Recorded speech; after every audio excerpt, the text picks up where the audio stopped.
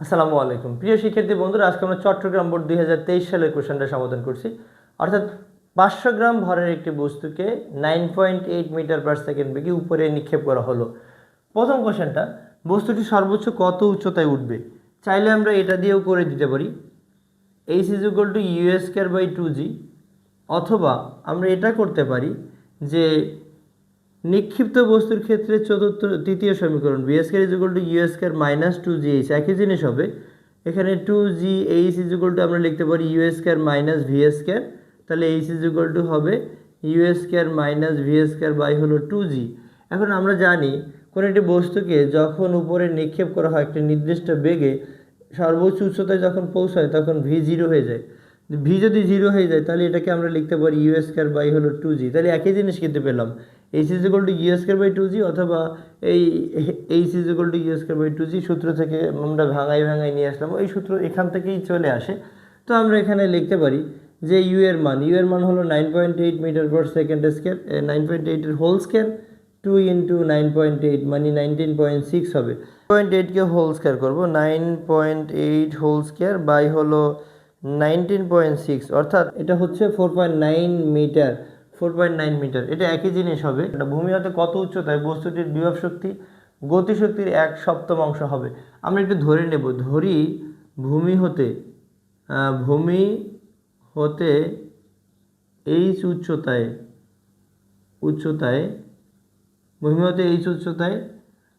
বস্তুটির বিভব শক্তি গতিশক্তির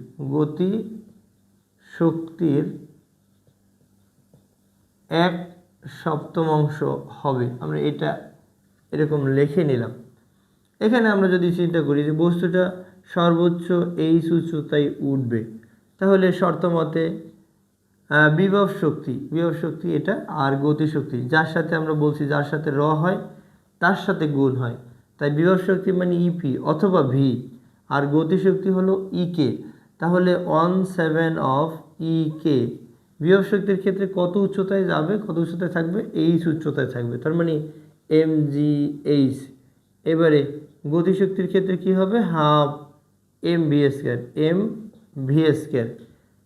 এখন আমরা এখানে বস্তুটা কিন্তু নিক্ষিপ্ত বস্তু, 7 এখানে ভাগ আছে, এই সাইডে গুণ হয়ে যাবে। অথবা আমরা কাজ করতে পারি 7 × 14, তো এটা এই বাম দিকে নিয়ে আসলে এই 14 mgh এটা লিখতে পারি।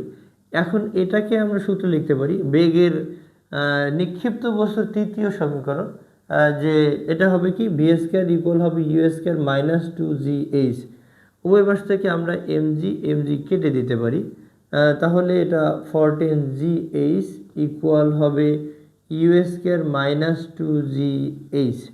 তো এটাকে যদি আমরা একদিকে নিয়ে আসি, 14gh প্লাস হলো 2gh হলো u², তাহলে এটা হয় 16gh হলো u²। তো ফাইনালি h হবে u² বাই হলো 16g। u এর মান কত? u এর মান হলো 9.8 হোল স্কয়ার।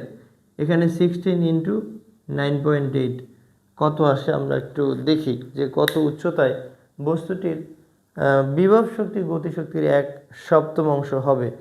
তাহলে এটা 9.8 হোল স্কয়ার, এটাকে আমরা ভাগ করব 16 × 9.8, 16 × 9.8 রেজাল্ট আসে 615 মিটার উচ্চতায়। তাহলে বোঝা যাচ্ছে যে বস্তুটাকে যদি উপরের দিকে নিক্ষেপ করি ভূমি থেকে 0.6125 মিটার উচ্চতায়, বিভব শক্তি গতিশক্তির 1/7 হবে, অর্থাৎ 7/1 হবে।